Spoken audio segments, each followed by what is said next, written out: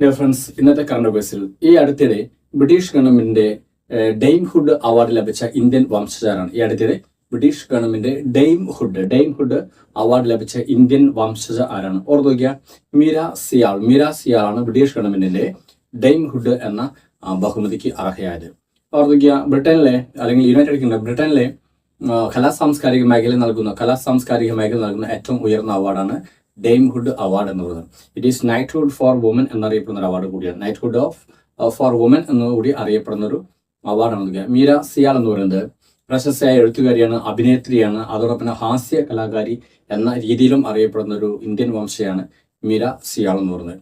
British ഗവൺമെന്റിന്റെ knighthood award തുല്യമായ വനിതകൾക്ക് നൽകുന്ന ഒരു അവാർഡ് കൂടിയാണ് ഡെയിംഹുഡ് അവാർഡ് എന്ന് പറയുന്നത്. ഇനി മുതൽ ഈ അവാർഡ് കിട്ടിയവർക്ക് ഡെയിം എന്ന ബഹുമതി കൂടി ലഭിക്കുന്നതാണ്. അതുകൊണ്ട് തന്നെ മീര സിയാൾ ഇനി അറിയപ്പെടുന്നത് ഡെയിം മീര സിയാൾ എന്ന പേരിലായിരിക്കും.